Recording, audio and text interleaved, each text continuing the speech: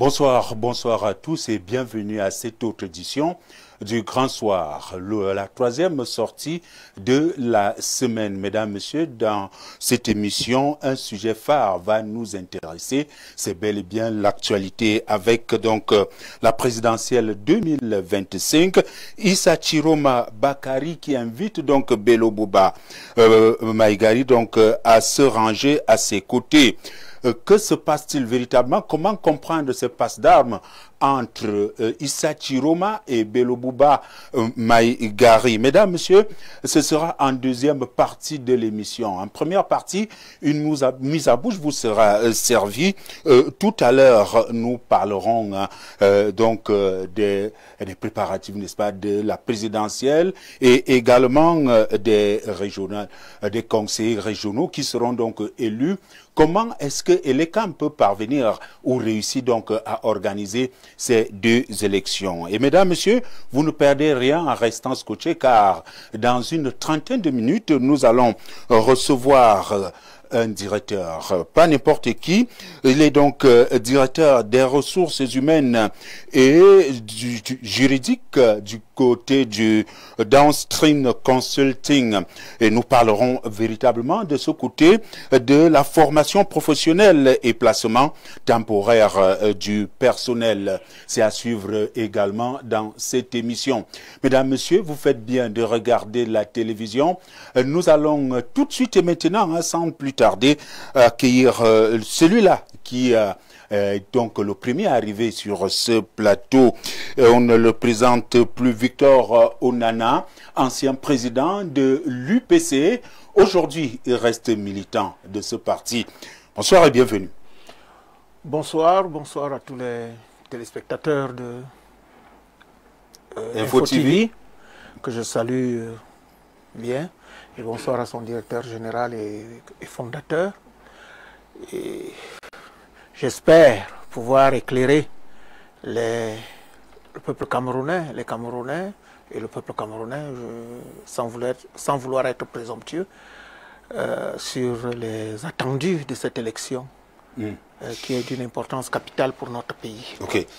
Alors, depuis quelque temps, vous arrivez, déjà la semaine dernière, vous étiez parmi nos invités ici. Et la grande question, que ce soit pendant l'émission de la semaine dernière ou même encore après l'émission, me posait la question, Monsieur Onana, qu'on connaît de l'UPC, aujourd'hui, de quel UPC appartient-il? Je n'ai pas voulu vous poser cette question la semaine dernière, même si sur le plateau, les invités voulaient bien savoir de quel côté est-ce que vous vous situez. Je crois que l'occasion est là, est présente, pour que vous puissiez, n'est-ce pas, vous expliquer ou nous donner, n'est-ce pas, votre position. Disons, il y a une manière qui a été initiée, je crois, par les journalistes et par même les administrations, pour essayer de dévaloriser le rôle et la place de l'UPC dans le landerneau politique au Cameroun. Il y a une seule et unique UPC. On a beau vouloir créer d'autres en fonction, j'ai même vu que Moulinex avait décidé qu'il fallait maintenant nommer Moulinex. Il s'est donné le nom de Moulinex, je préfère l'appeler Moulinex. Puisque quand vous le dites, c'est ce téléspectateur qui se trouve au le ministre de l'administration territoriale. Vous voulez parler du ministre de l'administration territoriale. Il s'est cru autorisé. Il s'est cru autorisé de nommer qui il voulait dans les partis politiques. Ce qui n'est pas son rôle. Bon. Et donc, on pose la question de quel UPC, Il n'y en a qu'une seule. Et cette UPC-là est représentée aujourd'hui, après avoir été représentée par moi-même à une époque, elle est représentée aujourd'hui par Mme Rose Ndjéché comme présidente et M.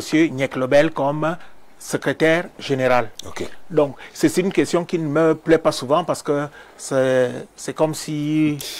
Vous n'allez pas nous empêcher de faire notre travail. Non. Vous êtes de l'UPC parce que vous allez voir tout à l'heure, lorsque nous allons parler, n'est-ce pas, de cette élection avec peut-être Bello Bouba et Issa Chiroma, nous voyons l'UPC peut-être, si ce n'est pas d'un côté, de l'autre côté. En tout cas, vous nous dites, il y a seulement un seul parti, UPC, UPC originel, peut-être. Ok, merci d'être là. Et tout à l'heure, vous nous disiez, de votre village, il y avait un petit souci de ce côté? Oh, je crois que bon, ils vont le régler. Il y avait un petit souci, on venait de mettre une ligne électrique pour alimenter notre village qui était sevré d'électricité depuis peut-être 10 ans. Et malheureusement, il y a le transformateur qui alimente nos maisons, qui a grillé. Et on l'a enlevé. Bon, je crois qu'on va le remettre. Du moins, celui qui s'en occupe s'y est engagé. Plus de peur que de mal, alors. Plus de peur que de mal. Okay. Du moins, bon, ça nous gêne, mais bon, ça va. Ok. Voilà, monsieur, merci d'avoir accepté l'invitation. Je vais accueillir notre deuxième invité sur ce plateau, celui-là omniprésent, et que je ne saurais véritablement toujours remercier. C'est un docteur, il ne met pas devant, n'est-ce pas, le titre docteur. Mais le plus important, c'est que Moïse Mbok, il est là parmi nous ce soir. Bonsoir et bienvenue. Bonsoir et bonsoir à mes co-discutants que vous avez déjà présentés et que vous allez présenter tout à l'heure. Toutes mes amitiés au top management. Mes grandes amitiés à tous nos millions de téléspectateurs d'ici. Et d'ailleurs, parce que vous nous donnez l'ouverture au monde entier, je voudrais saluer ici très humblement le président Issa Tiroma Bakari, tous les militants du FSNC et naturellement tous les partis qui sont alliés et qui sont engagés dans la cause qui est aujourd'hui la nôtre. Merci pour cet espace que vous nous donnez. Et nous espérons pouvoir apporter le maximum de réponses et d'éclairage à ce qui nous suivent. Ok, merci d'avoir accepté l'invitation. Hein. Dieu seul sait comment est-ce que je vous ai cueilli pour être là ce soir. Je sais que certainement vous avez mis de côté d'autres choses importantes, surtout lorsqu'on est à la veille d'une élection, de lancement, n'est-ce pas, d'une campagne présidentielle comme celle qui va démarrer ce samedi. Une fois de plus, merci d'avoir accepté l'invitation. Nous allons accueillir notre troisième invité, et déjà aussi très bien installé, porte-parole du Rassemblement démocratique du peuple camerounais sur ce plateau ce soir. Simon Mechengue, bonsoir. Bonsoir Apollinaire Ngba, bonsoir à nos millions de téléspectateurs de par le monde entier et surtout ceux qui vous regardent du côté de Kribi, côté de Bipindi et autres. Vous savez que le Premier ministre, chef du gouvernement, a inauguré de ce côté un projet, un double projet d'exploitation et de transformation des mines de Grand Zambi, de Bipindi Grand Zambi. Vous pouvez vous imaginer que depuis 2024, depuis le 31 décembre 2024, le président de la République, dans son bilan annuel, parlait déjà de l'industrialisation qui a commencé sur le plan sidérurgique avec des exportations de fer transformés. Et donc, de ce fait, cela va davantage continuer parce que le Kribi est en phase de devenir un hub, non seulement un hub portuaire, mais un hub industriel avec la mise en place donc de cette industrie sidérurgique. Je crois que c'est un projet qui va générer, outre le but du projet même, 25 milliards de francs CFA par an pour ce qui concerne les impôts, qui va générer 1000 emplois directs et plus de 5000 emplois indirects. Déjà avec, sans compter les CTD, c'est-à-dire que ce que les CTD pourront avoir, l'aménagement des routes communaux, des routes communales et autres. Donc je crois que nous sommes vraiment lancés dans, en pleine expansion. Nous sommes lancés dans quoi? Dans l'émergence 2035. Je voulais poser la question, pourquoi en ce moment, ce peut-être lancement des travaux que nous constatons, pas seulement à Yaoundé d'ailleurs, beaucoup ne veulent pas le dire sur ce plateau, pour arriver et Foulane, c'est pas très facile, les embouteillages, on parle peut-être des travaux au niveau de la ville, et l'on peut constater, n'est-ce pas, l'ensemble de ces travaux à travers le triangle national. Vous parlez, n'est-ce pas, de la descente sur le terrain du Premier ministre et d'autres ministres. Pourquoi en ce moment, Simon Mechengue? Vous voulez faire de ce moment un prétexte. mais le renouveau pas. C'est pas moi. Je vais vous dire pourquoi. C'est vous qui dites le prétexte. Non, parce que justement, je vous ai dit que, prenez le discours du président de la République le 31 décembre, il disait déjà, il annonçait déjà aux Camerounais que nous exportons déjà le fer. Ça veut dire que nous transformons déjà le fer. L'industrie sidérurgique du Cameroun est en marche. Okay. Donc ça, c'est une manière d'accélérer davantage cela. Et depuis le 6 novembre 2018, date de l'investiture du président de la République pour son mandat qui est en train de finir, il avait parlé du plan d'industrialisation. Est-ce que vous répondez à ma question? Oui, je suis en train de dire que il ne faut pas donner l'impression qu'il y a un prétexte. Parce que le Cameroun est en chantier depuis plusieurs années. On vous a suivi. Le port en eau profonde, il a été inauguré. Ce n'est que la phase suivante qui a de continuer. Merci bien, monsieur Mechengue, même si monsieur Nana, économiste dans la peau, cette actualité peut lui parler aussi.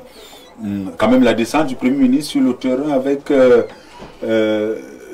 cette accélération des travaux, on peut dire que les choses avancent normalement.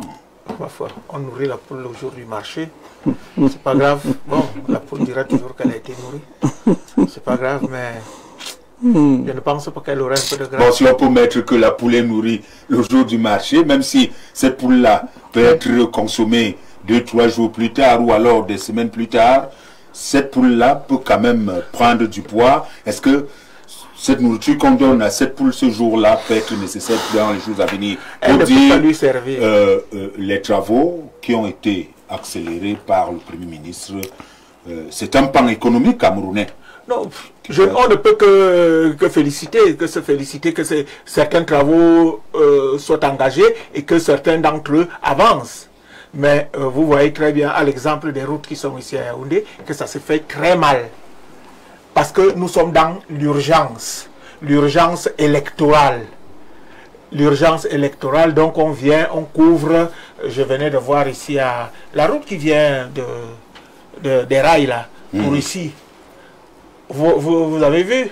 On a versé le ciment gravier. C'est un exemple parmi. Voilà. Bon, maintenant, la pluie et tout le reste, lessive tout ça. Mais ce que nous retenons, c'est que quand même, de cette descente Apollinaire, il faut bien préciser une chose. C'est une information, là, ce n'est pas la propagande, c'est une information. Je suis en train de dire qu'il y a 2 unités qui ont été lancées. Une unité a été inaugurée, donc elle produit déjà du fer. Il y a une deuxième unité qui a été lancée avec la plateforme portuaire également. Donc il faut bien distinguer cela. Ça veut dire que ce n'est pas un lancement, c'est une inauguration et le lancement de la deuxième phase. Ok, merci. Voilà. Merci bien, monsieur Mechengue. Esaïe Ateba nous a rejoint également. Bonsoir et bienvenue. Bonsoir Charles Apollinaire, bonsoir coach Suitan, bonsoir aux téléspectateurs d'Info TV. Je suis ravi d'être sur votre plateau ce soir. Cela fait belle lurette, heureusement. J'ai pu mettre main sur vous aujourd'hui. Vous êtes analyste socio-politique, observateur de la scène politique au Cameroun. Avec vous, nous allons analyser et comprendre, n'est-ce pas, les 2 sujets à l'ordre du jour. Tout d'abord, le premier sujet, c'est une mise en bouche. Vous allez voir très rapidement, chacun aura environ 2 minutes pour dire quelque chose en ce qui concerne donc l'organisation des élections au Cameroun. Élections présidentielles et régionales, quelle capacité opérationnelle pour les CAM? Vous l'avez constaté, presque simultanément, et les CAM préparent, n'est-ce pas, ces 2 élections. Quelle capacité véritable pour les CAM? Je vous pose la question, monsieur Esaïe Ateba. On va dire que l'ECAM, c'est essentiellement son rôle au Cameroun, c'est-à-dire d'organiser les élections. Et je pense qu'il y a un budget qui est alloué à cette structure qui s'occupe des élections au Cameroun. Une élection ne se prépare pas lorsqu'elle est là. Une élection doit normalement se préparer à long terme. C'est pour cela qu'on a mis un organe spécifique qui doit travailler dans ce sens-là. Et je pense que l'ECAM savait que les années qui vont suivre vont être des années où il y aura plusieurs échéances électorales et il va falloir qu'ils se mettent au travail, qu'ils aient le pain sur la planche. Cela a commencé peut-être avec les inscriptions qui qui se sont faits sur l'ensemble du territoire, parce que je pense qu'après ces élections, les élections présidentielles, il y aura les régionales qui vont arriver, et l'année qui suit, on aura les municipales et législatives. Bon, je pense quand même que les candidats, il y a au courant de cela, et ils ont travaillé dans ce sens. Mais maintenant, est-ce que le financement, parce que je pense quand même qu'il y a certaines élections qui ont été renvoyées par rapport à la capacité du Cameroun à supporter cela sur le plan financier. Le coût financier, on a estimé qu'on ne pouvait pas avoir les municipales législatives, les présidentielles au même moment. Je pense quand même que les régionales, vu que ce n'est pas, il y a une certaine catégorie d'électeurs qui votent, je pense que c'est peut-être supportable pour l'État du Cameroun de pouvoir gérer ces deux élections simultanément. Je me dis que les CAM à ce niveau-là peut s'en sortir. Ok. Quand même, Monsieur Onana, ces deux élections qui vont se dérouler et qui se préparent simultanément, êtes-vous du même avis que M. Ateba, même si on sait que il devrait avoir élection, mais est-ce que véritablement ces régionales, c'était immédiatement après cette élection présidentielle? Je voudrais dire que ces élections ne s'imposaient pas, les élections régionales après la présidentielle, juste après la présidentielle. D'abord parce que le corps électoral qu'on connaît depuis l'an 2000 qu'ils ont été élus, le corps électoral reste le même. Or, le corps électoral des élections régionales, c'est qui? C'est les conseils municipaux et quelques chefferies. Donc, si on voudrait une élection faire, une élection digne de ce nom, il faudrait au moins laisser, sachant que les élections municipales viennent d'ici quelques mois, qu'on laissait d'abord les élections municipales se tenir, de telle façon qu'on reconstitue le corps électoral. Je ne vois pas très bien quelle est l'urgence qu'il y avait à insérer les élections régionales juste après les présidentielles et entre les présidentielles et les élections législatives et municipales. Si on a décidé de renvoyer les législatives et les municipales, on aurait tout aussi bien pu renvoyer les régionales. Il n'y a aucune urgence. Et d'ailleurs, pour vous dire vrai, depuis en dehors du fait qu'il y a les conseils régionaux, mais pour le moment, leur utilité demande à être confirmée pour le moment. Bon, moi, j'ai juste parlé de la capacité parce qu'il a demandé. Est-ce que non, je suis d'accord avec vous. Ils ont la capacité. Ce n'est pas une question de capacité. C'est une question de comment quel est le mot que je devais... D'opportunité. Ouais. D'opportunité, je ne vois pas quelle est l'opportunité qui... Le problème chez vous ne se pose pas au niveau de la capacité. Non, au niveau de la capacité, c'est un corps électoral réduit. C'est un corps électoral réduit, qui est d'ailleurs parfaitement maîtrisé et connu. Moins lourd que la présidentielle. Mais bien sûr, bien sûr. Ok. C'est quelques conseillers municipaux dans de 360 communes du Cameroun. Ok, peut-être avant de parler, n'est-ce pas, de la capacité opérationnelle, puisque vous l'avez évoqué, de l'opportunité de la tenue de ces élections régionales, Monsieur Simon Metchengue, y a-t-il un mauvais jeu de la part du régime, du parti en place ou du régime, ou alors du RDPC, d'organiser ces élections-là en ce moment? Quelle était l'urgence? Ou alors pourquoi tenir ces élections en ce moment? C'est la loi qui encadre la société. Est-ce que ces élections, la convocation du corps électoral de ces élections régionales obéit au cadrage juridique de notre pays, au cadrage de la loi et de la constitution de notre pays? Je dis oui. Et donc il y avait une urgence. Nous ne sommes pas dans une anarchie, nous sommes dans un état de droit. Et donc les choses doivent se faire suivant le droit. Je comprends bien une certaine opposition qui croit qu'il y aurait eu mauvais jeu. En tout cas, ce n'est pas étonnant, parce qu'en réalité, c'est comme ça que cette opposition fonctionne la plupart du temps. En juin 2024, suivant les mécanismes constitutionnels et la loi, le président de la République a prorogé le mandat des conseillers municipaux et le mandat des députés a été prorogé au sein de l'Assemblée nationale qui est l'organe par excellence de la démocratie au Cameroun et l'organe par excellence où s'établit le consensus. Donc, ce débat est un débat périphérique maintenant. Vous avez posé une question qui est la suivante. Mais vous n'allez pas botter en touche ma question. Non, je sais, je vous ai dit avant, n'est-ce pas, de répondre sur la capacité n'est-ce pas, d'organiser cette élection, mais quand même, il y a cette préoccupation. Est-ce qu'il n'y a pas... C'est quoi l'opportunité là maintenant? Est-ce pas un mauvais jeu qui est peut-être un jeu normal lorsqu'on est en politique? Quand on est président de la République, on doit être légaliste. On ne peut donc pas parler de mauvais jeu lorsque la loi a été respectée. Si jamais la loi n'avait pas été respectée, on aurait aussi dit que c'est le mauvais jeu. On aurait toujours dit cela. Donc vous savez que chaque fois qu'on fait quelque chose en bien... En prorogeant, n'est-ce pas, le mandat des conseillers municipaux ou alors des députés, il n'y avait pas... il fallait quand même s'expliquer aussi à ce niveau. La loi a prévu 5 ans. Il y a eu... Il fallait s'expliquer à ce niveau. Écoutez, la loi, il va falloir peut-être que le pays a un souci... Ce débat que mon grand frère de l'UPC vient poser ici est un débat dépassé. Ce débat, parce que ce débat a eu lieu en juin, au sein de l'hémicycle. Les éléments apportés par le gouvernement étaient clairs et irréfutables. C'est ça dont il est question. Ben oui. Donc, il y a eu des questions. Il y a eu premièrement, il y a eu des questions budgétaires.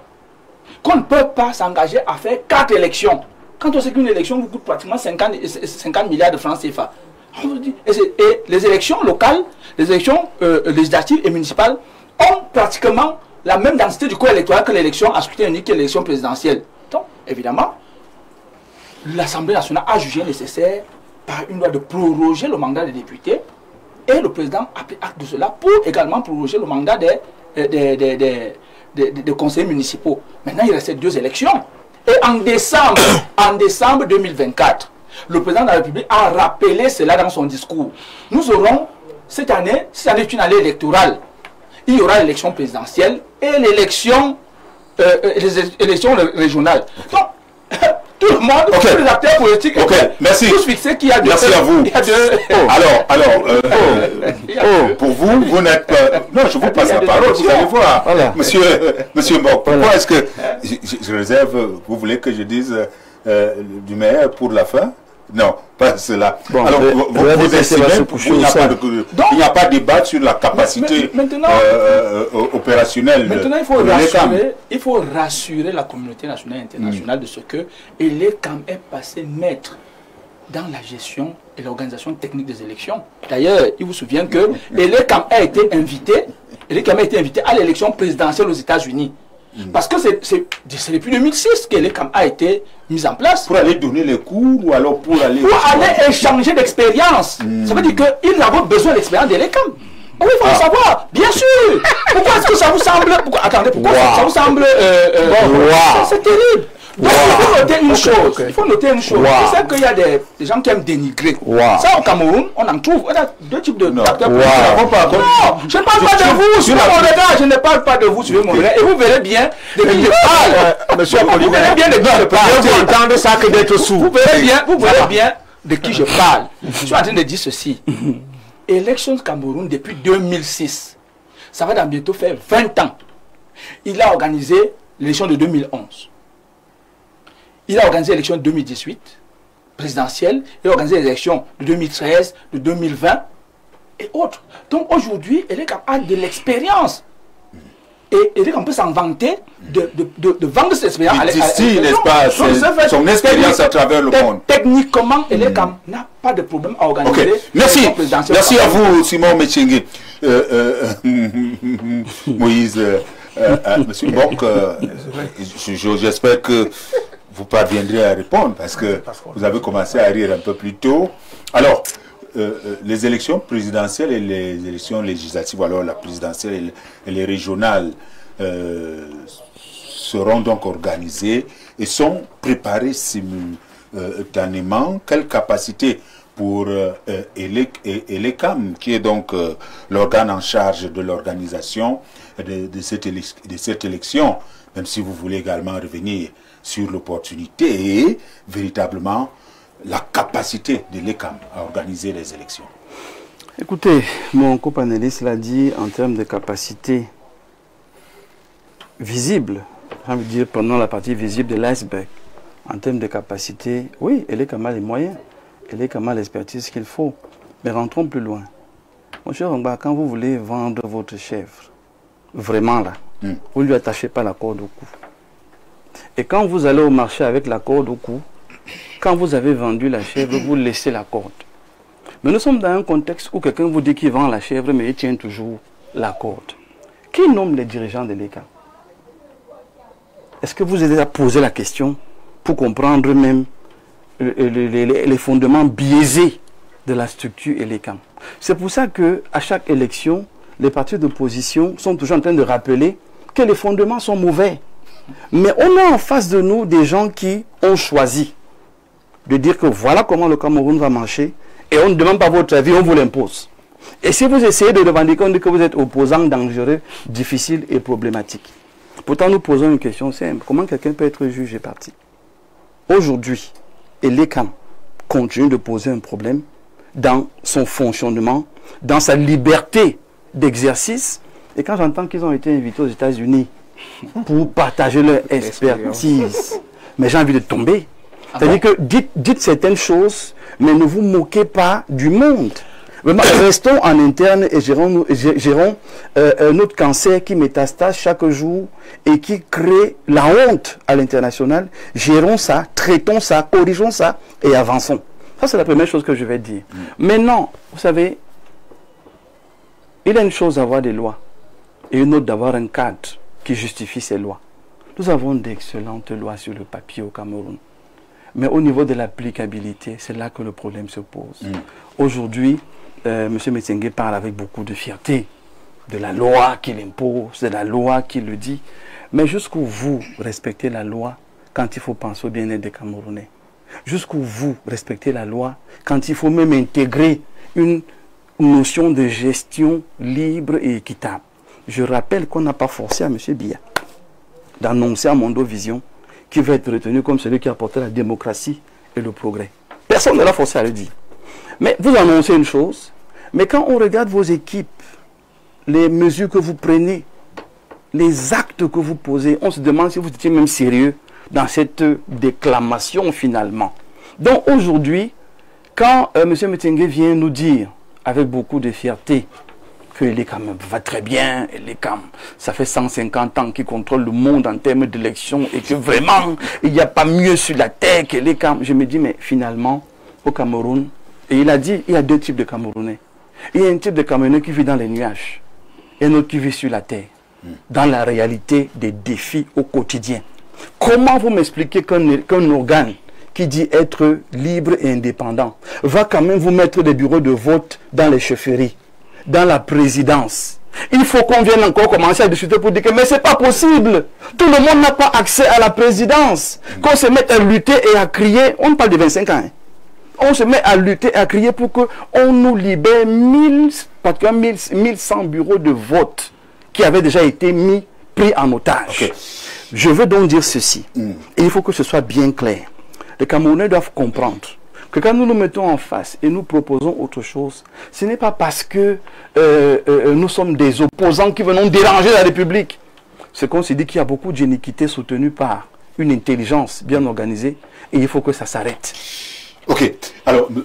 Mbok, lorsqu'il le dit, je rappelle qu'il est le porte-parole du FSNC. Porte-parole du parti ou porte-parole du candidat? Porte-parole du candidat d'abord, oui. Pour le Front pour le Salut National du Cameroun, président Satiroma Bakari. Maintenant, quand il s'agit de parler du parti, le président peut également me commissionner dans ce sens-là. Mais c'est d'abord pour le candidat Tiroma. Êtes-vous inquiet de... Nous parlons là de l'ELECAM. Est-ce que vous êtes inquiet du travail qu'a fait l'ELECAM? Non, jusque-là, je ne suis pas inquiet parce qu'on s'est rendu compte qu'on a crié au scandale et ils ont eu un peu honte. ils ont rectifié le tir. Je pense donc qu'on est en train d'évoluer. Et chaque fois qu'on verra une incongruité, nous allons parler. Nous avons grandi suffisamment pour retenir que les invectives et la menace, parfois, c'est l'expression du manque d'arguments. Ces gens qui aiment menacer les Camerounais, qui réclament ce qui est juste. C'est terminé l'intimidation aujourd'hui quand on voit que ce n'est pas normal. C'est la même loi qu'on va vous opposer. Merci. Merci. Nous allons revenir tout à l'heure parce que votre président a fait une sortie hier. Oui. Il met déjà en garde ceux-là qui avaient l'habitude peut-être de frauder autres et se dit ça ne va plus se passer comme ça. Je ne sais pas s'il s'adressait à l'ECAM ou alors à d'autres organismes. Très rapidement, nous allons prendre dans quelques instants le directeur de Downstream Consulting. Le temps pour nous de prendre quelques messages pour cette mise en bouche très rapidement. Nous prenons d'abord ce message. Bonsoir à vous, très bonne émission. Dites s'il vous plaît de laisser Cabral tranquille. Il n'est pas responsable du rejet de candidature de Maurice Kamto. Comment faire pour assister à votre émission? Armand de Yaoundé, il m'a entre parenthèses du PCRL. Autre réaction reçue, c'est 25 milliards que le Premier ministre a inauguré et bien d'autres ne nous détournera pas de notre objectif qui est le 12 octobre. Autre réaction reçue. Voilà, c'est M. Massok Thomas qui nous écrit. Mon arrière-petit beau-fils dans une pureté vestimentaire. Je n'oublie pas ton illustre panel dans des mises en sous-ensemble de bouche. Mon frère et ami Simon Mechengue toujours a illusionné son champion dans les éléphants blancs. Qu'en est-il des réalisations antérieures? La capacité dans la roublardise politique sera d'ordre financier, matériel, humain, afin d'arriver à ses fins, surtout pour le grand rassemblement des danseurs. Bantoufar a posé des crimes économiques, politiques, socio-culturels. Non, monsieur Massok, vous n'allez quand même pas le dire, du rassemblement démocratique du peuple camerounais. Autre réaction reçue, nous n'allons pas lire l'autre là, c'est assez osé. Bonsoir Prince, pourrais-je demander à Mechengue pourquoi l'article 66 n'est pas appliqué jusqu'à ce moment? François d'Abidjan. François, la vôtre, il va répondre là tout juste après. Et puis nous allons sortir avec Monsieur Mbok qui doit nommer les membres de l'ECAM. Désolé, bonsoir à vous au studio. Signez vos messages, je crois qu'il reviendra et il va signer les messages. Mesdames, Messieurs, vous faites bien de regarder la télévision, c'est Info TV. Dans quelques instants, nous allons donc recevoir Monsieur Dominique Long, directeur des ressources humaines et du juridique du côté de Downstream Consulting. Tout juste après ceci. Depuis plus de 20 ans, Downstream Consulting SA est le partenaire stratégique de référence dans le secteur pétrolier aval au Cameroun et en Afrique centrale. Protection de l'environnement, études d'impact et audits environnementaux, gestion des risques industriels, gestion en mandat des stations Tradex, placement temporaire du personnel. Nous garantissons la performance et la sécurité de vos projets. À travers notre centre de formation, nous préparons les professionnels de demain au métier du pétrole, de la sécurité au travail et de la gestion des stations-service. Downstream Consulting SA, c'est aussi la mise à disposition de personnel qualifié, gage de performance pour les entreprises nationales et régionales. Downstream Consulting SA, des solutions d'intelligence au service de vos ambitions. Depuis plus de 20 ans, Downstream Consulting SA est le... Voilà, retour sur ce plateau. Alors, monsieur le directeur, bonsoir et bienvenue. Bonsoir, M. Ongba. Merci. Bonsoir à tous les copanélistes et bonsoir aux millions de téléspectateurs de Info TV. Merci, vous êtes là pour une communication assez importante, la formation professionnelle et le placement temporaire du personnel de cette entreprise Downstream Consulting. De quoi est-il question véritablement? Alors, vous allez permettre que très rapidement, je présente déjà la société. Tout à fait. On me faisait remarquer tout à l'heure que nous ne sommes pas véritablement connus et pourtant nous déployons suffisamment sur le territoire au Cameroun et en Afrique centrale. Downstream Consulting, c'est une société de prestation de services de droit camerounais qui a été créée en avril 2004. Elle s'est donnée pour mission d'offrir aux opérateurs économiques des solutions d'intelligence dans 4 domaines d'activité pour lesquels, en 21 années d'existence, elle a développé sa notoriété et bâti sa notoriété et développé des compétences. Alors, quels sont ces 4 domaines d'activité? Il y a le conseil dans le secteur pétrolier aval. Il s'agit concrètement de quoi? D'accompagner les opérateurs économiques dans l'implantation et le développement d'un réseau de stations-service, de les accompagner dans l'optimisation d'un réseau de stations-service existant, de faire des études de faisabilité, mais surtout de faire de la gérance en mandat des stations-service. Ça, c'est la première activité. En ce qui concerne la deuxième activité, c'est les services dans la protection de l'environnement. Nous sommes un cabinet d'expertise et nous sommes capables de réaliser des études de danger et des études et des audits d'impact environnementaux pour les prestataires qui font appel à nous. Notre troisième activité majeure, c'est la formation professionnelle dans les métiers de la station-service. Et enfin, le quatrième domaine d'activité, c'est la mise à disposition du personnel temporaire. Ok. Et ainsi donc présenté, hein, cette structure. Alors, notre deuxième préoccupation qui intéresse également le téléspectateur qui nous regarde, comment se déroule donc la formation, puisque vous parlez de la formation, comment se déroule la formation professionnelle au métier de la station-service au sein de votre entreprise Downstream Consulting SA, qui peut donc bénéficier de cette formation?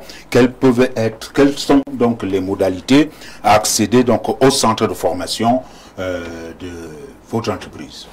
Il serait difficile pour moi de répondre directement sans préciser le contexte pour que tout le monde comprenne. J'ai parlé tout à l'heure comme activité de la gérance en mandat des stations-service.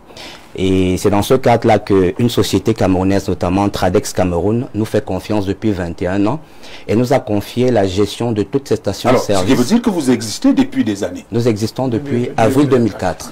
Avril 2004. Oui. Ok. Donc, la société Tradex, qui est notre partenaire stratégique et historique, nous a confié la gestion de toutes ces stations-service au Cameroun et dans tous les pays d'Afrique centrale, notamment 3 pays, le Tchad, la République centrafricaine et la Guinée équatoriale. C'est donc nous qui gérons toutes les stations-service avec nos effectifs.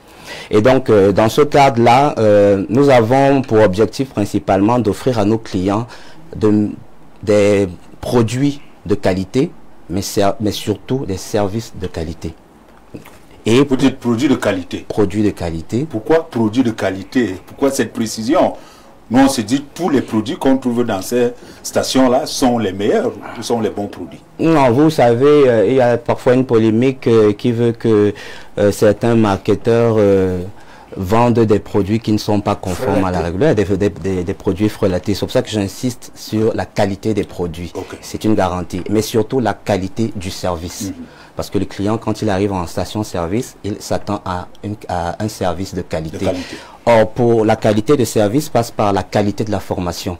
Et c'est donc dans ce cadre-là qu'en 2011, nous avons créé avec l'obtention de l'agrément auprès du ministère de l'Emploi et de la Formation professionnelle, nous avons créé un centre de formation spécialisé aux formations des métiers de la station-service. C'est-à-dire les attachés commerciaux, les chefs de station, les chefs de piste, les pompistes, les graisseurs et les hôtesses boutiques. Ce centre de formation a été rebaptisé récemment par le Minefop et l'agrément qui nous a été donné est renouvelé régulièrement. Alors, qui sont les cibles de nos formations? Premièrement, ce sont les entreprises, les opérateurs économiques qui exercent dans le domaine de la distribution pétrolière. Alors, nous nous adressons aux entreprises qui souhaitent former leur cadre d'encadrement et leur personnel de piste. La seconde cible, ce sont les jeunes Camerounais titulaires, diplômés de l'enseignement secondaire et de l'enseignement supérieur qui souhaitent faire carrière dans les métiers de la station-service, notamment ceux que je viens de préciser. Alors, comment bénéficier de cette formation? Il suffit de se rapprocher de notre centre de formation qui est basé à notre siège social à Douala, précisément à Akwa, Carrefour ancien d'Alip, et à notre agence ici à Yaoundé, au quartier Loncac, en face de l'école Matanfen. Alors, je veux revenir quand même. Qui peut bénéficier de cette formation? Parce que c'est très important, ceux-là qui nous regardent. Est-ce que c'est exclusivement les femmes, les hommes? Si oui, si les deux, quel âge, quelle tranche d'âge? Alors, j'ai précisé tout à l'heure que la seconde cible, c'était les jeunes Camerounais, c'est-à-dire à partir de 18 ans, en montant, qui souhaitent faire carrière dans les métiers de la station-service. Ok. Alors, nous parlons là du placement du personnel. C'est quoi le placement temporaire du personnel? Parce que... Encore là, je vais devoir apporter une précision. Nous avons un agrément pour la mise à disposition du personnel temporaire, ce qui est différent du placement du personnel. Le placement du personnel consiste à une agence de placement de mettre en relation un travailleur et une entreprise et un employeur. La mise à disposition du personnel, c'est une autre réalité. Il s'agit d'une entreprise qui va, dite utilisatrice, qui a besoin de main-d'œuvre, qui a besoin ponctuellement de main-d'œuvre, notamment pour remplacer un collaborateur ou alors pour réaliser un projet de courte durée, et qui va faire appel à une société de mise à disposition du personnel pour recourir à cette main-d'œuvre-là. Et la société de mise à disposition du personnel va donc se charger de lui prêter un travailleur qu'elle va gérer et dont elle va assurer la supervision. Voilà. Comme on dit un peu dans le domaine du football, lorsqu'un joueur peut partir d'une équipe pour une autre. Pardon? C'est un prêt. Un prêt. Tout à fait. Jusqu'à la fin de la saison. Un prêt jusqu'à la fin de la saison. Voilà, jusqu'à la fin de la saison. Ok. Alors, quels sont donc les différents métiers qui bénéficient de cette opportunité d'emploi? Alors, nous adaptons nos offres aux besoins de notre clientèle. Nous exerçons dans le domaine du secteur tertiaire, notamment les métiers des services administratifs, les métiers du génie civil, les métiers du le métier du génie civil, excusez-moi, les métiers de l'industrie de transformation. Donc en réalité, nous ne nous fixons pas de limites, à part celles qui nous sont fixées par la réglementation. Nous adaptons nos offres aux besoins du client. Il s'agit pour vous de formuler votre besoin et nous mettons en branle notre expertise pour vous apporter la main-d'œuvre dont vous avez besoin. Tout à l'heure, vous faisiez allusion à une entreprise qui est peut-être l'entreprise majeure. Quand même, quelles sont les autres entreprises en ce qui concerne votre collaboration, vos collaborations? Alors, précisément dans le cadre de la mise à disposition du personnel temporaire, nous travaillons au Cameroun avec deux entreprises phares. La première entreprise, c'est Keda Ceramics, qui est une entreprise de fabrication de carreaux à céramique basée à Bipaga, à Kribi, Bipaga 1. Et nous avons accompagné cette entreprise, nous accompagnons d'ailleurs cette entreprise dans sa phase de construction de son usine à Bipaga 1 et également dans la phase d'exploitation de l'usine. Je crois que les premiers carreaux ont dû sortir dès juillet 2024. Et le deuxième partenaire notamment, c'est la société Softcare, qui est également une société industrielle spécialisée dans la fabrication des couches jetables et des serviettes hygiéniques. Elle est basée à la Dibamba. Également pour cette société, nous mettons à disposition du personnel dans le cadre du génie civil pour la construction de son usine, du moins l'extension de ses installations, et le personnel opérationnel pour la phase d'exploitation, notamment le fonctionnement de son usine. Alors, quand même là, il faut, si on peut, je sais pas, hein, nous allons entrer peut-être dans les chiffres s'il y a possibilité. Alors, avez-vous souvenance, ou alors est-ce que vous connaissez-vous combien de personnel vous avez déjà placé sur l'ensemble du territoire national? Alors déjà, pour d'autres activités majeures, qui est la gérance des stations-service, nous avons un effectif de 1020 collaborateurs destinés à cette activité-là. Mais en ce qui concerne la mise à disposition du personnel, nous avons un effectif placé aujourd'hui qui s'évalue à 1200 personnes, réparties dans les domaines du génie civil, la transformation, comme je le disais tantôt, et dans l'activité de manutention, puisque notre partenaire également a fait recours à nous pour les opérations de manutention dans les différents entrepôts où ils entreposent leurs produits et marchandises. Il faut dire que là, c'est assez important. Est-ce que vous exportez, n'est-ce pas, votre expertise? Est-ce qu'au milieu du Cameroun, est-ce que ça peut aller ailleurs? Vous me permettez de préciser, d'apporter une précision. Je vous ai dit également que notre partenaire Tradex nous avait fait confiance et confié la gérance des stations dans 3 pays d'Afrique centrale, dont nous y sommes implantés. Ça veut dire que nous avons une filiale au Tchad, en République centrafricaine et en Guinée équatoriale. Précisément, dans tous ces 3 pays-là, nous faisons exactement ce que nous faisons déjà au Cameroun, c'est-à-dire la gérance mandatée des stations pour Tradex, mais également le placement du personnel temporaire. Et précisément, en République centrafricaine, nous avons 3 partenaires qui sont la société Tristar, c'est une multinationale qui travaille avec la MINUSCA pour le placement du personnel administratif. Nous travaillons également avec la société SGS Cameroun pour le placement du personnel administratif et la société naturellement Tradex qui fait appel à nous pour le placement des hôtesses boutiques dans les boutiques Tradex en Centrafrique. C'est un personnel qui avoisine 1600 personnes placées en Centrafrique. Alors nous allons sortir avant votre mot de fin. C'est une curiosité personnelle. Oui. Nous assistons à la prolifération des stations de services, n'est-ce pas, à travers, n'est-ce pas, les villes. Est-ce que cela respecte quand même les normes? Et comment on fait pour travailler? Est-ce qu'on doit passer par vous pour être employé dans ces stations-là? Ah, c'est une très bonne question. En ce qui concerne les stations de Tradex Cameroun, toutes les personnes qui veulent travailler, qui veulent faire carrière dans les métiers de la station, donc qui veulent travailler dans les stations Tradex, leur interlocuteur privilégié, c'est Damswing Consulting. Parce que c'est nous qui recrutons ce personnel, c'est nous qui les formons et c'est avec ce personnel que nous gérons en mandat les stations-service Tradex. Okay. Je pense avoir répondu à votre question. Merci bien. Nous y reviendrons certainement pour voir est-ce que ça respecte les normes. Parce qu'il y a prolifération, on se pose la question. Il y a même des personnes qui habitent tout autour, n'est-ce pas, de ces stations-là. C'est pas peut-être pour sortir à votre mot de fin. Oui. Alors mon mot de fin, je vais d'abord remercier votre directeur général de nous avoir donné l'opportunité de présenter la société et nos services. Je vais remercier le président directeur général de Damswing Consulting, M. Mbala Patrice, pour son management. Je vous ai dit que nous avons 21 ans d'existence et demain, au Palais des Congrès, à 14 h, nous allons remettre les médailles d'honneur du travail à 230 collaborateurs. Donc, c'est vous dire que c'est une entreprise qui, en 21 ans, a donné de réelles perspectives de carrière à des Camerounais, à des jeunes Camerounais.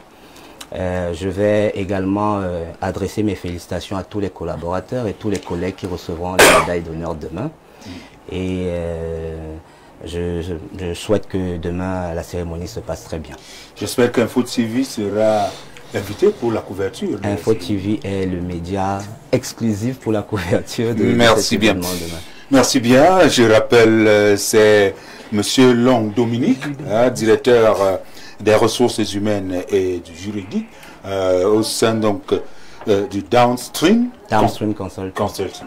Merci d'avoir accepté notre invitation et à très bientôt. C'est moi qui vous remercie. Depuis plus de 20 ans, Downstream Consulting SA est le partenaire stratégique de référence dans le secteur pétrolier aval au Cameroun et en Afrique centrale. Protection de l'environnement, études d'impact et audits environnementaux, gestion des risques industriels, gestion en mandat des stations Tradex, placement temporaire du personnel, nous garantissons la performance et la sécurité de vos projets. À travers notre centre de formation, nous préparons les professionnels de demain au métier du pétrole, de la sécurité au travail et de la gestion des stations-service. Downstream Consulting SA, c'est aussi la mise à disposition de personnel qualifié, gage de performance pour les entreprises nationales et régionales. Downstream Consulting SA, des solutions d'intelligence au service de vos ambitions.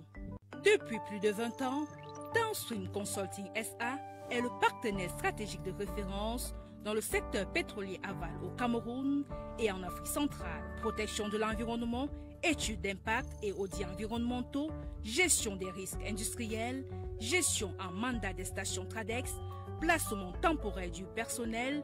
Nous garantissons la performance et la sécurité de vos projets. À travers notre centre de formation, nous préparons les professionnels de demain au métier du pétrole, de la sécurité au travail et de la gestion des stations-service. Downstream Consulting SA, c'est aussi la mise à disposition de personnel qualifié, gage de performance pour les entreprises nationales et régionales. Downstream Consulting SA, des solutions d'intelligence au service de vos ambitions.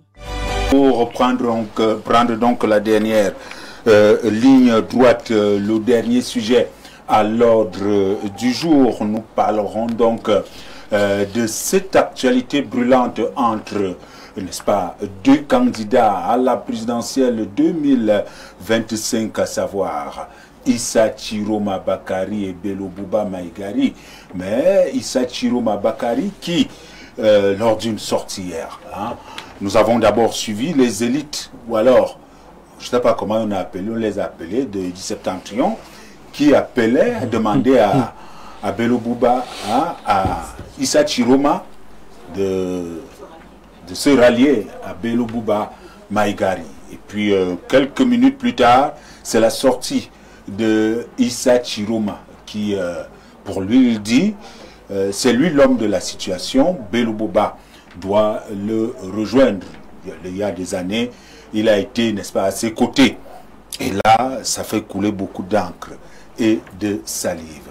Nous avons sur ce plateau le porte-parole, non seulement d'Issa Chiroma Bakari, mais également du parti que dirige donc Issa Chiroma Bakari. Monsieur Mbok, de quoi est-il question? Que se passe véritablement? Comment comprendre cette sortie de Issa Chiroma Bakari? Alors, merci de revenir sur cette actualité. À la vérité, je vous l'ai toujours dit, non seulement le FSNC est le parti de la main tendue vers les populations, tendue vers les autres partis politiques, tendue vers la société civile, et un parti qui respecte tous les différents corps sociaux, contrairement à d'autres qui estiment que certains ont la légitimité de s'exprimer, d'autres pas. Et il se trouve donc que les sages, entre guillemets, les sages du Grand Nord, parce que c'est comme ça qu'ils s'appellent, on ne sait pas si c'est une association, si c'est un groupe. Oui, je cherche le nom, voilà, c'est les sages. Les sages, ils se décrètent sages, et ils estiment dans leur sagesse que, logiquement, un candidat devrait suivre un autre. Ce qui fait donc qu'ils viennent rentrer dans une histoire qu'ils ne maîtrisent pas, qu'ils ne comprennent pas. Les deux candidats échangent déjà, les deux candidats se parlent déjà, les deux candidats et les deux camps ont trouvé progressivement un terrain d'entente, un terrain d'échange, et eux viennent de manière très partisane, sans enquête, sans vérification, sans contrôle, décréter, avec même des termes, j'ai envie de dire, assez amusants. En vous ralliant à lui, vous rentrerez dans l'histoire. Mais j'ai lu ce qu'ils ont écrit, j'ai eu beaucoup de peine. Ils ont dit, s'il ne le fait pas après l'élection, il risquera, au lieu de rester tranquille, voilà, peut-être sa place sera en prison. Vous voyez, donc j'ai eu beaucoup de peine en lisant ce document, parce que vous voyez des gens, c'est un document à charge en fait. C'est un document à charge, et si on veut pousser le vice loin, c'est un document qui est même monté de toutes pièces pour essayer de créer la confusion, non seulement dans l'esprit des Camerounais, mais aussi de vouloir légitimer une violence qui se préparerait quelque part dans les officines que nous pouvons donc imaginer. Ce qui fait donc au FSNC, dans la réflexion, nous la poussons en permanence, nous consultons donc les différents partenaires avec qui nous échangeons, et nous nous rendons compte de la gravité de cette agression parce que c'est considéré au FSNC comme une agression. Vous ne pouvez pas écrire à un candidat. Qui a agressé le FSNC? Mais c'est sage, entre guillemets. Ah, parce les que sages. On a essayé de. Moi, j'ai essayé de prendre quelques noms. J'ai pris quelques noms pour regarder si ça cadrait avec l'élite à laquelle mon patron politique avait écrit. Aucun nom. Aucun de ces ministres n'y figure, aucun de ces DG n'y figure. De quel droit ils se prennent pour les sages du Grand Nord? C'est quand même fort. C'est une usurpation qu'il faudra qu'à un moment donné, de ce côté-là, qu'ils règlent définitivement.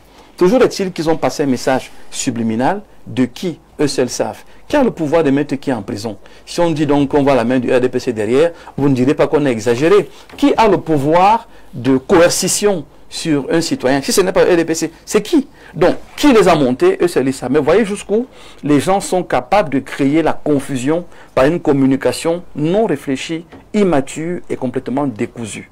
Nous disons donc que c'est battu en brèche parce que ça n'a aucun sens, ça n'a aucun fondement. Revenons sur les consultations entre les partis politiques.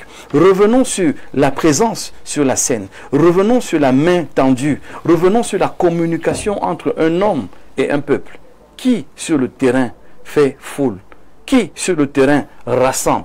Qui sur le terrain a même commencé à avoir l'adoubement de la société civile, de certains partis politiques et même dans politique? Qui sur le terrain de manière claire a imposé la rupture, le changement et défini un nouveau cap pour le Cameroun? C'est bien Issa Tiroma Bakari. Alors, dans sa réponse qui est extrêmement intelligente, hautement patriote et puissamment relevée, il rappelle l'histoire. Et l'histoire, c'est qu'en 1992, il a participé non seulement à mettre sur pied ce consensus des hommes politiques, mais d'adouber un candidat. En 2004, il l'a également fait. Il dit donc aujourd'hui, est-ce qu'il y a meilleure façon de rentrer dans l'histoire que de recevoir un retour d'ascenseur? Il le dit de manière claire, de manière simple, sans essayer de menacer quiconque contrairement aux autres. Maintenant, il rappelle que nous avons lu entre les lignes. Nous comprenons ce que vous voulez faire. Nous comprenons ce que vous essayez de dire.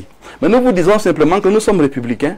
Nous croyons à la voix des urnes et nous allons tout faire pour ce qui va sortir de cette élection présidentielle soit exactement le reflet et la volonté du peuple camerounais. Pour vous montrer donc qu'il est dans une dynamique de dialogue, une dynamique de main tendue, il dit à son petit frère, Belou Bamagari, ne rentre pas dans les danses compliquées dans lesquelles on veut t'amener. On a une vieille histoire, toi et moi. On se connaît depuis des années. On a peut-être eu des différends, mais nous deux menons un combat pour le bien-être de ces Camerounais. Que ce soit toi devant, que ce soit moi devant, nous avons le même combat. Mais cette année, tu as vu les menaces qui fusent autour de ma personne. Tu as vu ce qui se passe. Je suis obligé de tenir le taureau par les cornes et d'avancer. Et moi, je suis prêt à marcher même s'il faut marcher pour que la justice soit faite. Toi, tu n'as pas fait ce genre de discours. Tu n'es pas dans cette attitude. Tu es réservé, tu es calme, tu es posé. Laisse-moi aller en avant et ensemble, parce que vous le savez très bien, on ne gouverne pas seul. Et ensemble, nous allons donc mettre nos énergies ensemble et pouvoir gouverner. Cette sortie est une réponse à un mauvais Cameroun qui refuse de respecter ce que le chef de l'État a dit en termes de démocratie responsable, mais qui est toujours dans la menace, toujours dans l'invective, toujours dans une envie d'intimider. Cette réponse est pour remettre la balle au centre. Les sondages sont à la faveur de M. Issa Tiroma Bakari. Allez sur les réseaux sociaux, c'est en sa faveur. Regardez les différents hommes politiques qui sortent. Professeur Abayono, Kalix Beyala, Alice Com. On peut citer toutes ces personnalités qui se lèvent à la faveur de cette candidature. Merci. Nous n'allons pas nous laisser intimider un temps soit peu. Ok. Merci. Merci à vous. Je vais rappeler aux téléspectateurs, je regrette l'absence de l'UNDP sur ce plateau. J'ai fait des pieds et des mains pour que nos amis de l'UNDP soient sur ce plateau. Nous espérons encore, hein, nous espérons, vous savez. Mais vous nous avez mêlé les cheveux dans la soupe. Ceux qui me connaissent très bien savent que j'ai toujours, lorsque je fais je pose un sujet, j'essaie d'équilibrer le plateau. Oui, mais qu'est-ce que le RDPC fait là? S'il vous plaît. Ça concerne l'UNDP. C'est moi qui concerne l'opposition. Vous n'allez pas distraire le plateau, mais encore les téléspectateurs. J'ai réfléchi à haute voix, pardonnez-moi. Difficile même moi. Alors, Esaïe Ateba, vous êtes observateur de la chose avertie en ce qui concerne la politique au Cameroun et vous êtes donc analyste sociopolitique. Quel regard jetez-vous de cette actualité entre Bello Bouba Maïkari et Issa Chiroma Bakari?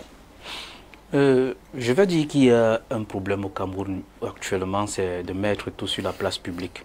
Parce que si on parlait en quelque sorte des sages, du côté du Grand Nord, j'aurais aimé qu'ils appellent Bello Bouba et Issa Chiroma et qu'ils parlent à ces deux personnes en aparté pour dire, vous voyez, le Grand Nord a besoin du changement et je voudrais que un de vous, allez, entendons-nous ici, oui, que quelqu'un se retire et qu'une personne se présente.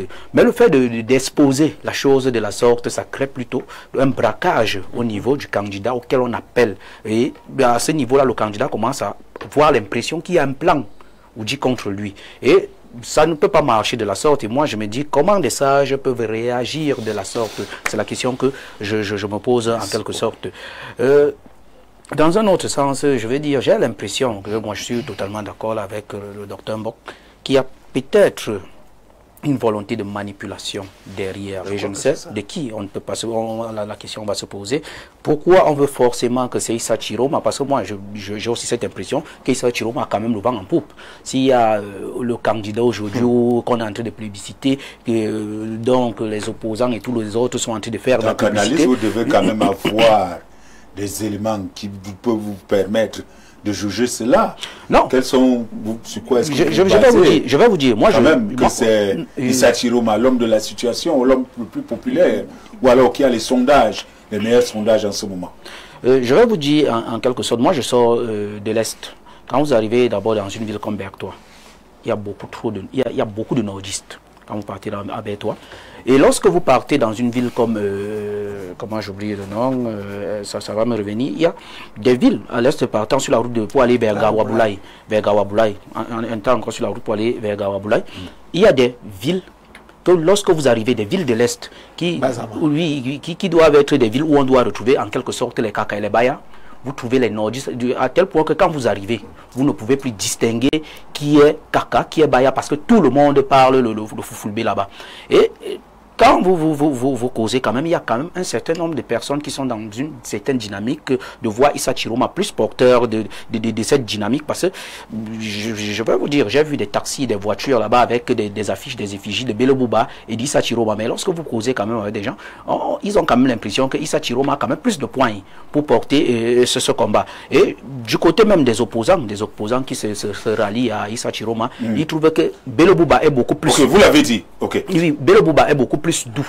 Je le dis ainsi parce que beaucoup de gens veulent quand même un candidat qui soit capable de sortir les gros yeux RDPC pour du RDPC. Vous allez respecter les résultats, vous allez respecter la volonté du peuple au niveau des élections, parce que je vais vous dire la politique, le combat politique, c'est un peu lorsque vous voyez les boxeurs. Quand on prend les boxeurs, on pose sur la pesée, généralement à partir de ce moment-là, il y a des intimidations qui se passent. Ce qui fait que ça rappelle quand même à l'adversaire que face à vous, vous avez quelqu'un qui en passe. Mais ce n'est pas là, nous sommes en politique. Hein. Oui, je vous dis même la politique. Là, nous sommes en politique. Nobel Elias a écrit quelque chose, la sportisation de la politique. Ça veut dire qu'il a fait en quelque sorte montrer que la politique peut parfois ressembler au sport, Et c'est de ça que je parle ici. Ce qui fait que quand on est dans ces rings politiques-là, il faut qu'il y ait quand même des muscles, que chacun sorte des muscles. Et pour l'instant, qu'on le dise en vérité, il y a Issa Chiroma, c'est Issa Chiroma qui sort le plus des muscles. Est-ce qu'on ne veut pas, par hasard, écarter Issa Chiroma pour laisser Bello Bouba qui peut-être soit va féliciter le RDPC de sa victoire sans tout à fait se poser des questions. Merci.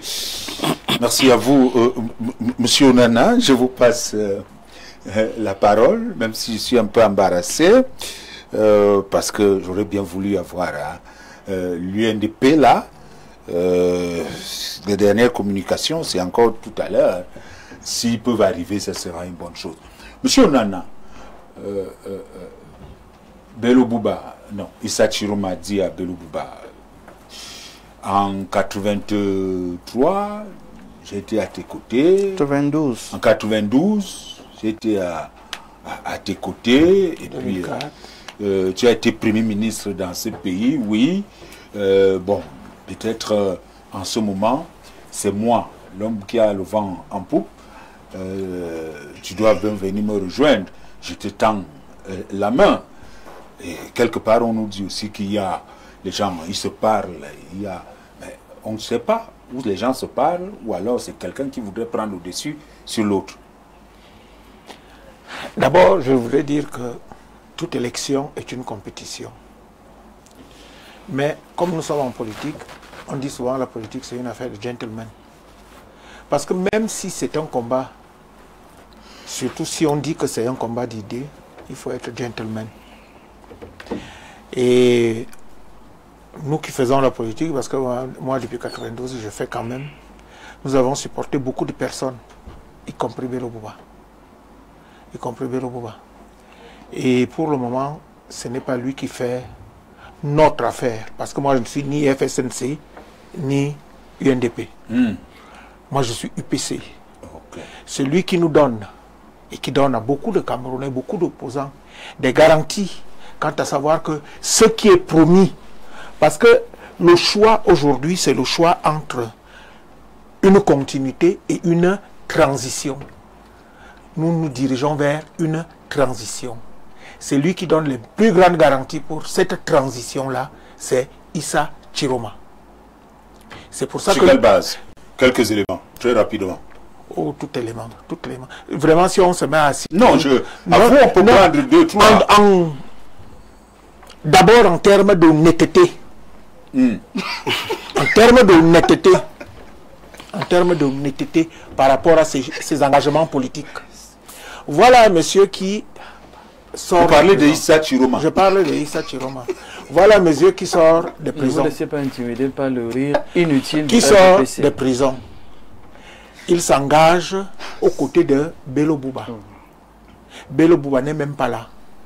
Ils lui font la courte échelle. Ouais. Ils lui font la courte échelle. Et Bello Bouba revient, il lui donne le pouvoir au sein de l'UNDP. Voilà. Parce que l'UNDP n'a pas été fondé par Bello Bouba. C'était le premier président, c'était Yeboah Samuel. Il lui donne.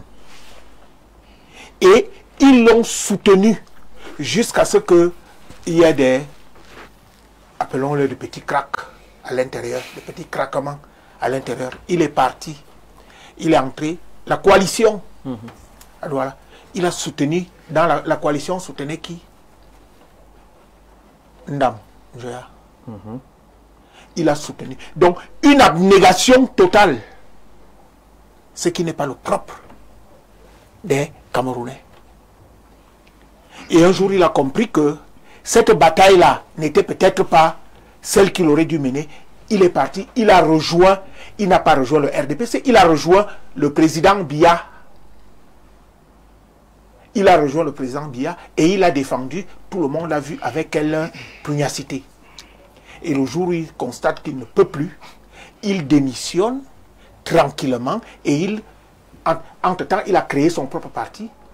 Il a toujours été candidat en tant que lui-même avec son propre parti. Donc, je dis, un monsieur comme ça mérite qu'on lui fasse confiance. Monsieur honnête comme Issa Chiroma. Voilà, il est honnête. D'autant plus que pour ce qui concerne l'UPC, l'UPC ayant été banni de toutes ces élections, nous avons aujourd'hui un rôle tout simplement d'arbitre et de soutien.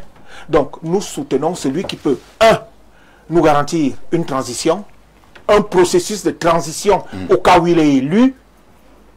C'est ce que nous soutenons d'abord. Et quelqu'un qui est prêt à respecter les engagements qu'il prend lors de cette, de cette période de transition. Et aujourd'hui, de tout ce panel d'hommes politiques-là, il est le seul qui remplisse ces conditions-là. Non seulement dans sa parole, mais dans ses actes. Parce que les autres, même dans la parole, ils ne donnent même pas ces garanties-là.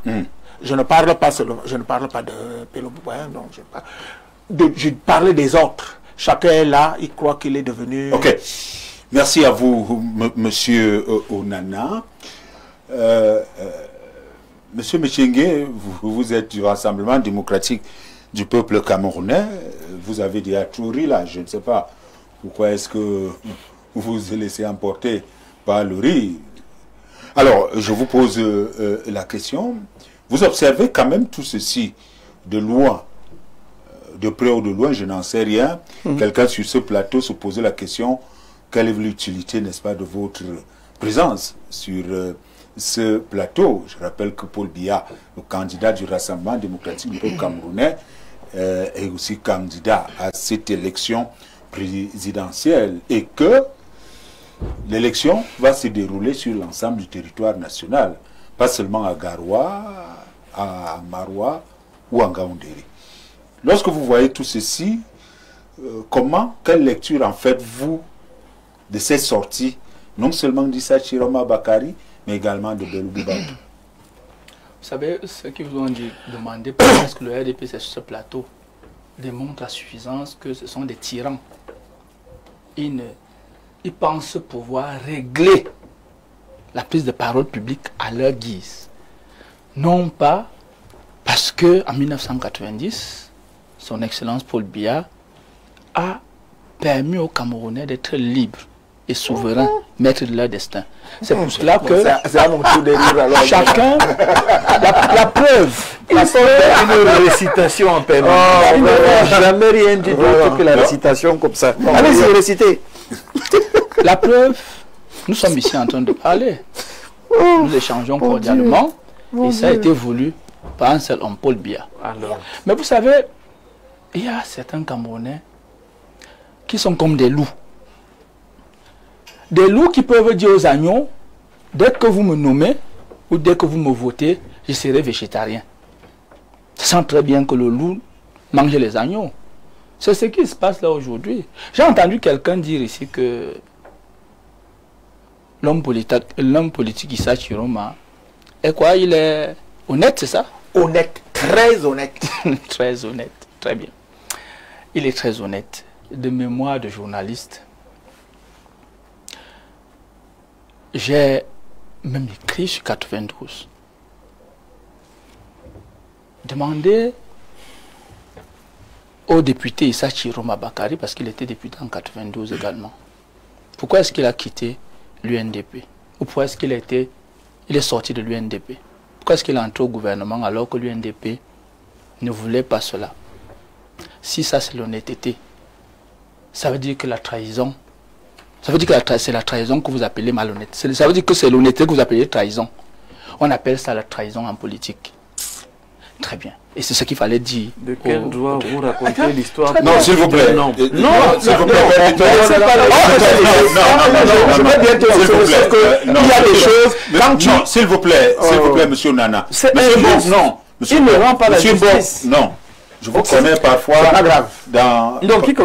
qui récite dans votre vie, parfois vous êtes aussi modérateur. J'ai compris. Donc, ne faites pas ça. J'ai posé une question, quelles sont peut-être les qualités, ou alors on a répondu. Non seulement il ne répond pas à la question, je lui ai posé, il ne répond pas à la question. Pas vous. Il veut s'attaquer à un individu en tronquant l'histoire. S'il vous plaît, non. Monsieur Bon, nous n'allons pas faire dans la diversion, s'il vous plaît.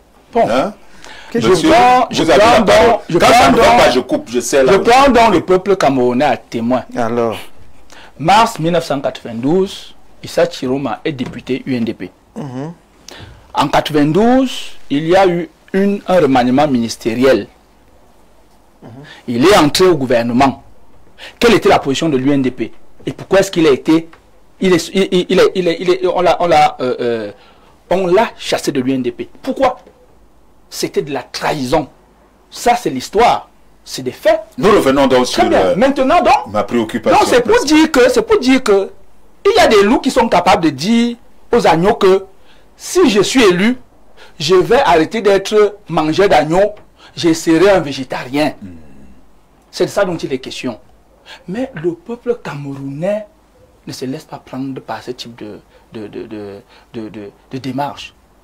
Bon Dieu. J'entends ici l'UPC. L'UPC parler de transition. Ils nous disent que s'il est élu, c'est lui qui peut amener la transition. Est-ce que le Cameroun est un État failli? Si le Cameroun est un État failli, pourquoi les élections? Alors, je vais vous dire une chose. Je crois que ça, c'est l'UPC du passé. C'est l'UPC du passé. Oui. Viens faire l'État du Cameroun est un État stable. Un État qui fonctionne normalement.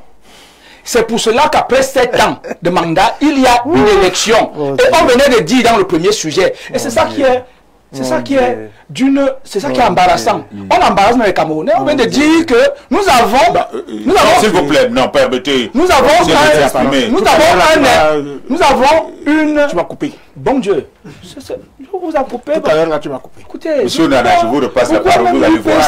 Allons-y, monsieur Mechengue, allons-y. On vous a dit que nous avons un instrument technique d'organisation des élections. Tout le monde était d'accord que ça va, ça marche, non? Qui a dit que ça marche? Ok, vous allez reprendre la bande. Vous allez donc reprendre la bande pour dire que vous avez dit que ça ne marchait pas. Très bien, vous voyez, c'est ce jeu de ping-pong qui montre que vous n'êtes pas apte à pouvoir répondre à la question qu'on vous pose. Maintenant, on vous dit que si on est élu, ça veut dire que nous sommes allés aux élections, c'est un État démocratique. C'est pour ça qu'il y a élection entre des partis politiques, des candidats des partis politiques. Okay. Alors, la transition, pour ceux qui pensent pouvoir tromper les Camerounais, la transition est simple. Okay. La transition s'opère dans les pays faillis. On quitte d'une situation de faillite d'un État, ça veut dire que les institutions sont tombées, soit par un putsch, soit par on appelle ça une insurrection populaire. Et maintenant, pour revenir à la légalité démentatique, on passe par, écoutez, c'est ce processus qu'on appelle la transition. Maintenant, ce n'est pas vous qui régulez le processus. Permettez aux journalistes de faire son travail parce que vous faites votre travail. Alors, je suis en train de dire ceci. Et donc, il y a 3 figures. Il y a 3 figures qui peuvent s'opérer lors de cette élection. Première des choses, la continuité. On vote au candidat Paul Biya qui donne toutes les garanties, sinon la quasi-totalité des garanties possibles pour continuer avec son œuvre de bâtisse d'un État émergent en 2035. 2, il y a une alternance au sommet de l'État. Ça veut dire que il y a juste changement de personnes par voie démocratique, mais sans changer le régime en place. Troisième des choses, l'alternative. Changement de personnes et de structure, de régime par voie démocratique. Il n'y a donc pas de transition. Donc, vous êtes en train de vouloir tromper le peuple camerounais, mais vous trompez vous-même. Merci à vous, monsieur. S'il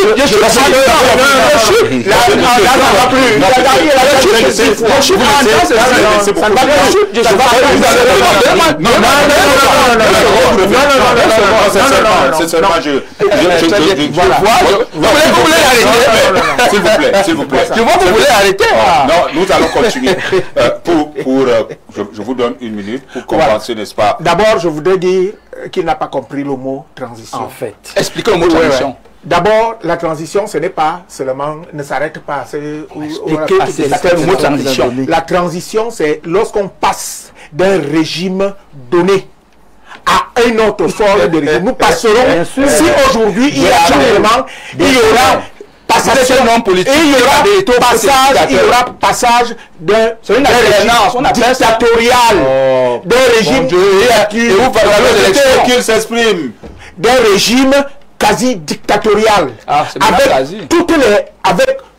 le fait que ni les lois, ni la séparation des pouvoirs, ni les lois, ni les échéances électorales, ni le cadre électoral ne sont respectés. On voudrait aller vers un régime qui soit au moins conforme à ce que vous appelez la démocratie. Aujourd'hui, nous avons quoi? C'est un homme qui décide, d'ailleurs, de tout. Et vous me parlez on parle de ceci, cela. Vous n'avez rien compris. Ok, merci. Merci à vous. Alors, nous allons continuer. Merci. Monsieur Mbok, nous allons donc revenir sur le sujet, véritablement. 2025, Issa Tchourouma invite donc Bello Bouba Maïgari. Déjà, nous on se disait qu'il y avait ces concertations entre les deux? Vous êtes peut-être au cœur, n'est-ce pas, de ces concertations-là, s'il y en a encore. Est-ce que vous pouvez nous dire où en êtes-vous véritablement en ce qui concerne? Est-ce que Bello Bouba Maïgari et Issa Chiroma se voient? Est-ce qu'ils se disent? C'est quoi? Ce sont les visites de courtoisie? Ce sont les visites politiques de travail? De quoi est-il question? Alors, merci pour la question. Premièrement, quand les deux hommes politiques se sont rencontrés, j'ai eu le bonheur d'être présent et les autres membres de l'équipe également étaient là. Les instructions ont été données pour que les deux directeurs de campagne continuent à travailler d'un côté, moi avec certains éléments de la communication, la jeunesse notamment, continuons de travailler de l'autre côté pour apporter des propositions. Un travail qui continue d'être fait aujourd'hui. Et j'en veux pour preuve... La dernière fois qu'il y a eu quand même la rencontre entre deux personnes. Hier. Les deux. Hier, non, les équipes. Les équipes sont rencontrées hier. Parce que vous savez... Est-ce que ces équipes ont rendu compte mais bien sûr. À Issa Chiroma? Mais moi, j'ai rendu compte à Issa Chiroma et le président des jeunes a rendu compte à son président. Vous savez... Comment comprendre la sortie de Issa Chiroma dans la soirée? Écoutez, lisez les deux sorties des deux hommes. C'est rempli d'intelligence. Entre ce que le président Chiroma a dit, joins-toi à moi. Entre ce que le président Bello Bouba a dit ce matin, je suis candidat, je veux continuer à lutter et à travailler pour atteindre les objectifs. Vous voyez qu'il n'a pas attaqué son frère. Son frère ne l'a pas non plus attaqué. Parce qu'il y a des gens tapés dans l'ombre qui veulent créer la zizanie où il n'y a pas de zizanie. Entre l'UNDP et le FSNC, mais lorsqu'on lit entre de se parler. C'est que quelqu'un se dit, c'est moi le candidat. Non. Ce qui veut dire que monsieur... Laissez-moi vous dire. Oui, laissez-moi vous dire.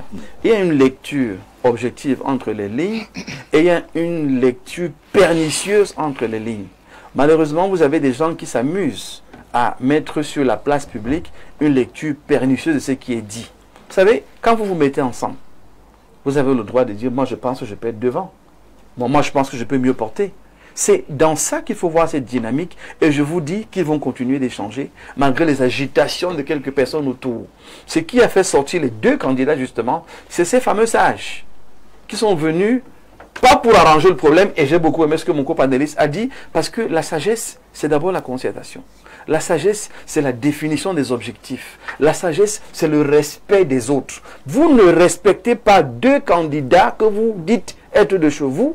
Vous venez leur parler en public avec un langage aussi grossier, un peu comme si M. Bello Bouba les avait envoyés. Donc en fait, il venait créer la confusion et le choc entre deux candidats qui ont le vent en poupe. Mal leur a pris et ils sont dans la honte totale aujourd'hui. Moi, je vais vous dire, quand j'entends certaines personnes parler de la forme de l'État, vous savez, ça m'embête parce que je comprends finalement pourquoi le RDPC nous a entraînés dans le chaos toutes ces années. Voilà des gens qui ne savent pas qu'on peut reformer un État, même par la décision d'un référendum, même par la décision de la volonté populaire, on peut décider de changer la forme de l'État. Mais pour eux, il faut absolument que ce soit le chaos, que ce soit la guerre, qu'on soit failli. Monsieur Metsengue, ce n'est pas vrai.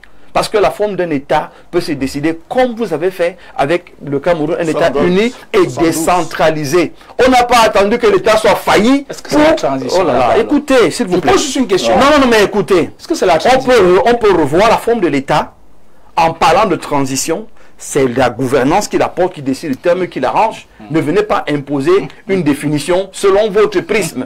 Je dis simplement qu'au FSNC 1, nous appelons le dialogue national. Pourquoi? Parce que le Cameroun a défini ce que c'est que le Cameroun et la forme qui leur sied le mieux. Deuxièmement, on fait donc l'audit de l'État et de tous les services de l'État.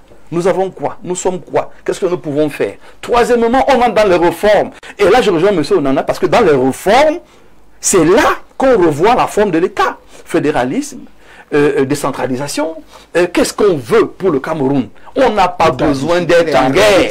On définit un cadre nouveau et c'est à partir de là qu'on fait le gouvernement de transition. Et avec ce gouvernement de transition, on a donc les axes prioritaires qui sont les nôtres. Donc il ne faut pas donner l'impression qu'on ne peut pas changer la forme du Cameroun.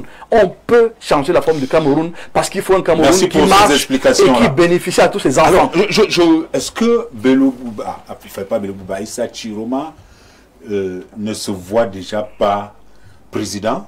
Pourtant, nous ne sommes même pas encore en pleine campagne électorale.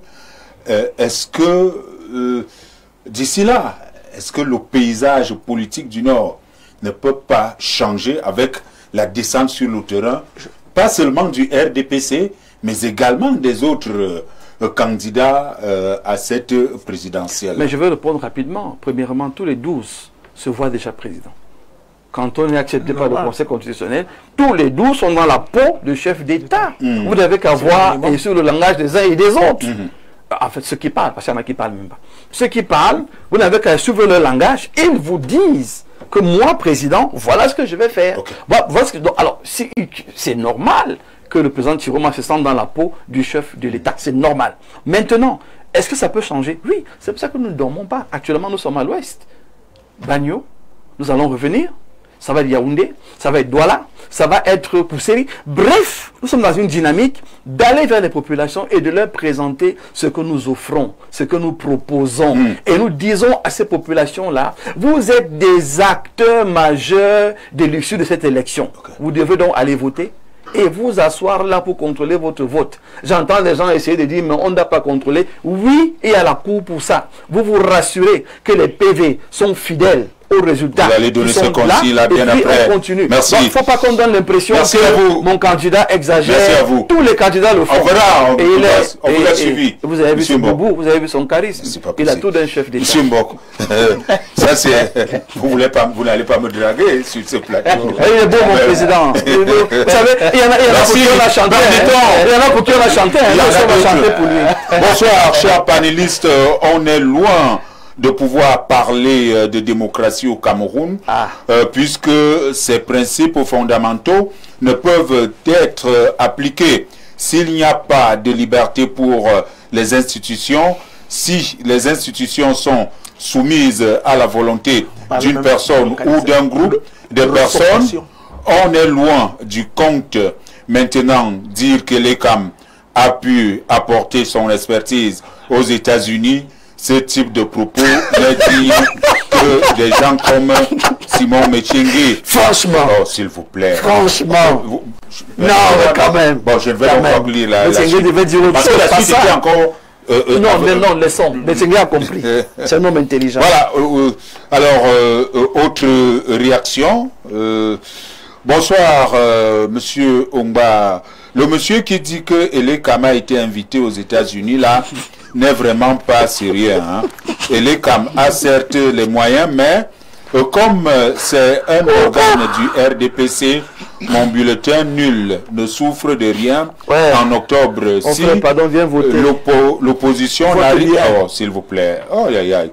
Si l'opposition n'arrive pas à trouver un candidat unique, aussi ne faites plus la promotion de M. Chiroma et M. Bello Bouba. S'il vous plaît, Basilikeng depuis Simbok. Basilikeng, nous traitons l'actualité. Désolé. Autre réaction. Thomas Massog revient, il dit à Paulé. Une autre distraction dans les alliances précaires pour fragiliser la coalition du Septentrion afin de rivaliser avec la grande fraction australe, particulièrement celle du Grand Sud et Caen, pour une entrée triomphale à Etoudi. Mbok, Maître Mbok, ou alors il voulait dire Monsieur Mbok est dans son rôle. Voilà, mais il a mis ME. Autre réaction, bonsoir, de la part de Chimi. À Mbok Betty, les sages, c'est qui? Ils n'ont pas de nom. Il faut arrêter ça. J'ai donc arrêté, c'est pas moi en tout cas. Autre réaction, bonsoir à vous sur le plateau. S'agissant de la candidature de M. Chiroma comme candidat consensuel de l'opposition, je voudrais dire ici que les Camerounais ont la mémoire courte. Je crois bien que c'est le même qui a dit que le président Biya est comme le soleil, que sa sagesse irradie comme le Cameroun, comme les rayons du soleil. Nous sommes à 19h, s'il vous plaît, dites-moi qui... Vous voulez me distraire à ce niveau? Non. Permettez-moi de lire. Mais sinon, non, s'il vous plaît, monsieur Nana. Dites-moi qui peut faire mieux. À un moment donné, c'était le meilleur laudateur du régime comme quelqu'un qui a dit ça du président Biya peut être son adversaire de demain. Autre réaction, il y en a beaucoup. Hein. Bonsoir, bien Prince. Mechenge peut-il nous expliquer comment un RDPC incapable de donner la simple SNI, la simple eau potable en 43 ans peut gagner une élection transparente? Signez vos SMS. Oui, c'est François qui nous écrit, je crois, de la Côte d'Ivoire. Autre réaction reçue. Bonsoir, dommage, l'UNDP ne doit pas représenter sur ton plateau panel. Bonsoir, dommage, l'UNDP ne doit pas représenter sur ton plateau. Permets-moi de rétablir l'histoire. L'UNDP est créé par Madame Aïdjo. Monsieur Bello étant exilé, on donne la présidence à Monsieur Samuel Ebois, qui était un fidèle du faux président, en attendant le retour de Bello. Concernant ce cirque que nous proposent ces derniers, je dirais simplement que c'est de la distraction pure et la fin du film n'est pas loin. Wait and see, c'est Cyril de Douala. Nous allons peut-être arrêter, mais nous allons quand même prendre ceci. Bonsoir, monsieur Oumba, et à votre riche panel, sans oublier monsieur Onana de l'UPC. Aucun Camerounais sérieux ne peut pas voter monsieur Issa le 12 octobre, car en tant que ministre de la fonction, de la formation professionnelle, il a fait quoi dans la localité, dans sa localité et dans tout le territoire national. Il y a tellement de messages, hein? C'est beaucoup, c'est tellement beaucoup. Nous allons quand même prendre l'autre qui vient de rentrer. Bonsoir le panel, le RDPC n'a plus rien à proposer aux Camerounais. C'est un parti d'hypocrisie et tout ce que cela comporte. Merci. Merci à vous, puisque nous avons encore un peu de temps. Nous allons repartir. Pour repartir, non, je ne vous donne pas la parole. Il y a quelqu'un qui doit réagir. Quand même. Alors, monsieur Isaïe Ateba, à quelques jours du lancement de la campagne, on est encore en train de se dire, je te tends la main, je tends la main aux autres. Est-ce qu'il ne se fait pas tard?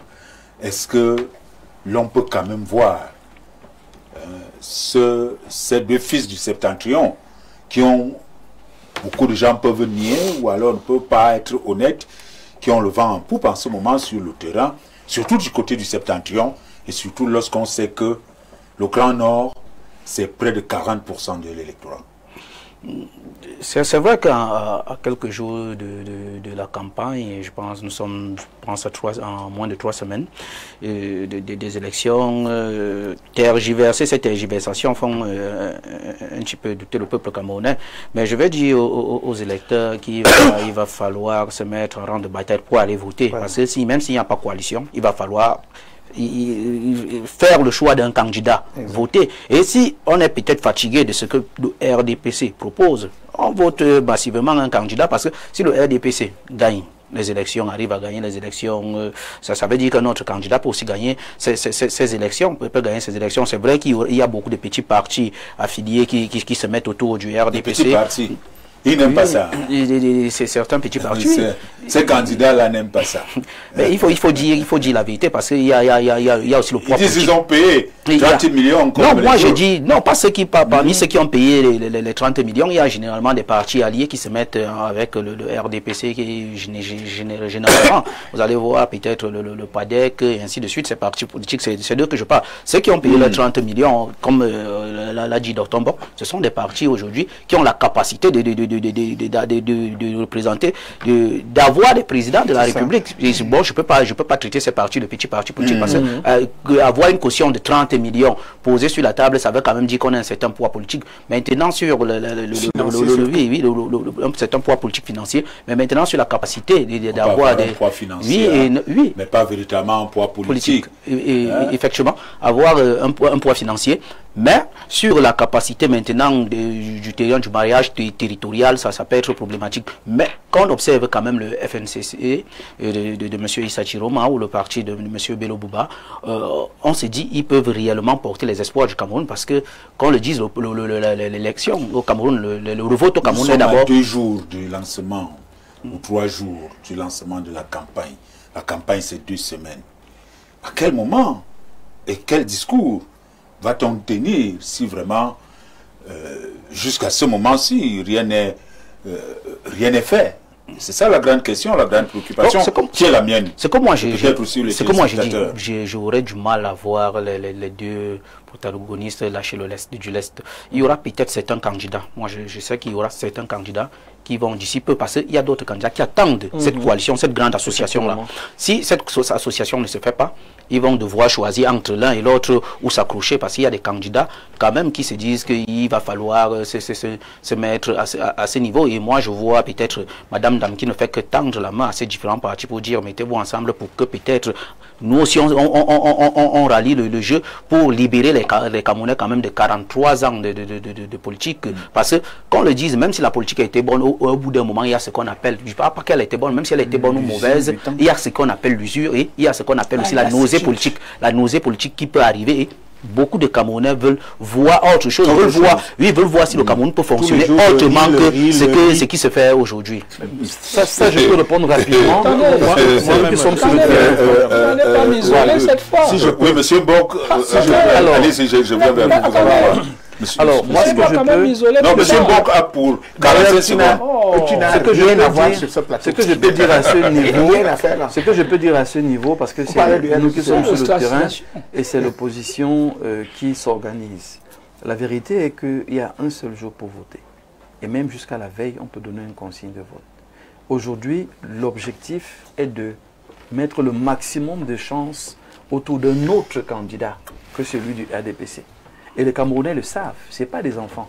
Ils ont grandi au point où aujourd'hui, on regarde la popularité, on regarde celui qui fédère, celui qui rassemble, et on a bien vu que c'est les deux ténors qui déjà sont partis bien loin par rapport aux autres. Maintenant, les autres aussi observent, ou aussi on les concerte, ce qui fait que à tout moment, une consigne peut être donnée, une recommandation peut être donnée. N'oublions pas que nous avons en face de nous une machine assez compliquée.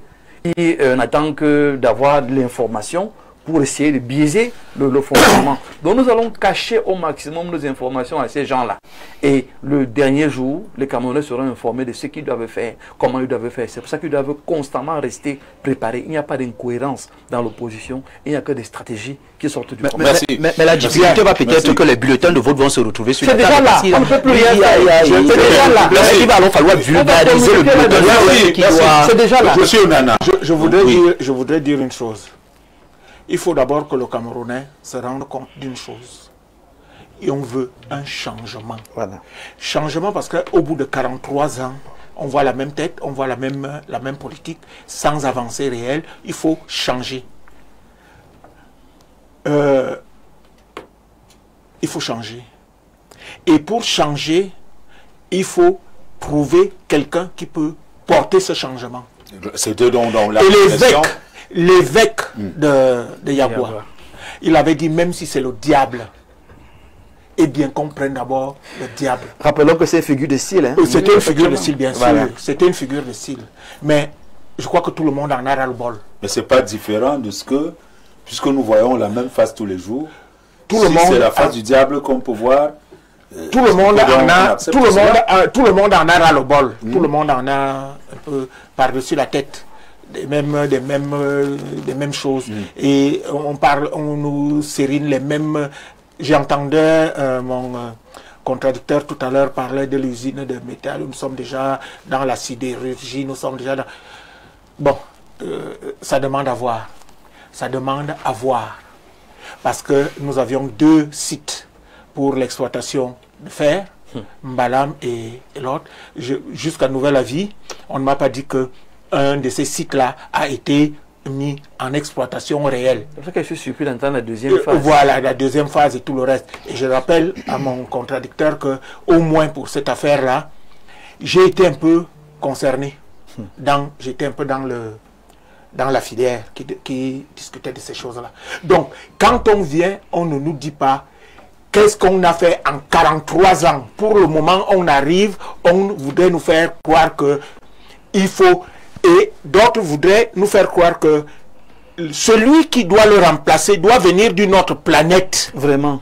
Il ne doit pas venir d'une autre planète. Nous sommes tous. Hein, et ces gens qui doivent changer, qui doivent remplacer celui qui est là, ce sont des gens qui, à la limite, l'ont côtoyé. L'ont côtoyé. De la même façon qu'il a remplacé un monsieur qu'on appelait Aïdjo, qu'il avait côtoyé. Entre parenthèses, je n'ai aucun atome crochu avec Aïdjo. C'était un monsieur, pour moi, c'était, pour reprendre l'évêque, c'était le diable. Mais on a travaillé avec celui que le diable a mis. Donc, et qui travaillait avec le diable. Donc, qu'on ne nous fasse pas croire que... et quant à ceux qui pensent tous les jours que s'il n'y a pas alliance, candidat unique, s'il n'y a pas candidat unique, ils ne vont pas voter. Je dis qu'ils ne cherchent pas de prétexte. C'est ça.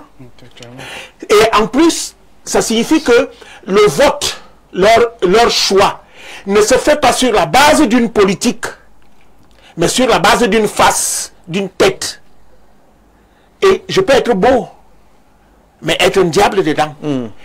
D'autres peuvent être laids et être des anges. Donc, ce n'est pas sur la base d'une tête qu'on vote, mais sur la base d'une politique. Donc, est-ce que les 11 autres candidats ont la même politique, ont le même choix politique? Est-ce qu'ils peuvent nous apporter les mêmes, peuvent défendre les mêmes valeurs? Je ne suis pas sûr. Okay. Donc, le fait de dire que s'il n'y a pas un candidat unique, si tout le monde ne se rallie pas derrière un candidat unique, ils ne votent pas. C'est un prétexte. Alors, qu'ils aillent faire leur part, qu'ils votent, et le reste, ce sera l'histoire qui jugera. Merci bien. Bonsoir, le panel, c'est de la part d'Emmanuel à Koza, à l'extrême nord. Je voulais dire à ceux RDPcistes sur le plateau, s'il a un père ou un grand-père de 92 ans, il peut compter sur lui. C'est une question. Le seul candidat qui peut renverser le régime, c'est Issa Chiroma.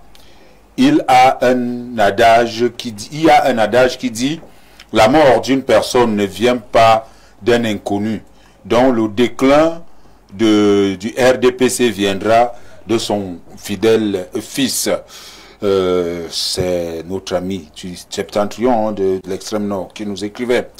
Bonsoir à vous. Je suis Bertie Ndefo en Lonkak. Dites à monsieur de Issa Chiroma, dites à monsieur de Issa Chiroma qu'il est trop zélé ce soir pour rien.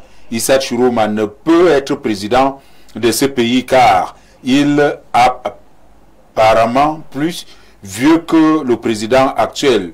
Je note ces marches assez difficiles et cette difficulté de bien se tenir debout. S'il vous plaît, cessez de vous amuser avec ce pays ainsi. Hein. C'est tout ça.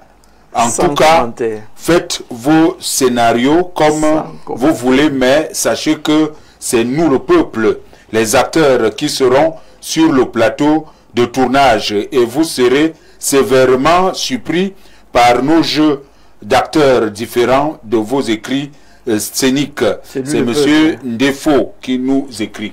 Alors, je viens vers vous, hein, monsieur Michingue. Le RDPC est-il serein face à tout ce qui se passe là?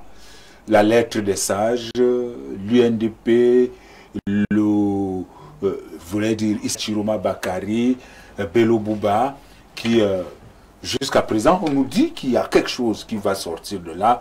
On a même eu un autre acteur politique de la scène politique camerounaise qui a été mis hors jeu, mais qui semble également jouer un rôle important dans le consensus d'un candidat. Le RDPC se sent-il toujours serein face à toute cette actualité? Ça, je suis très embêté. Très embêté parce que certaines personnes croient que le fait d'être sur un plateau de télévision leur donne la science infuse de pouvoir inculquer au peuple camerounais ce qu'ils savent, ce qu'ils vivent et ce qu'ils sont en train de faire ensemble avec leur président, son Excellence Paul Biya. Je vais vous prendre 2 éléments pour comprendre, puisque vous parlez de Bello Boba et de Chiroma. Le 13 septembre dernier, M. Chiroma a pris son ami Anissé Kane et Djekam Chamini pour dire qu'il est le candidat du consensus d'opposition, non? Et maintenant, son frère Bello Boba venait aussi de lui rembourser la pièce pour dire que les sages aussi ont dit que c'est lui le candidat. Et vous voyez comment ça vient de lui. Donc écoutez, écoutez maintenant, vous voyez très bien dans quelle sauce ils veulent tourner. Merci pour l'information. En fait, là, nous savons bien que c'est... Enfin, vraiment, permettez-moi aussi de parler. Non, je veux... Vous avez laissé les autres parler. Vous comprenez très bien. Après,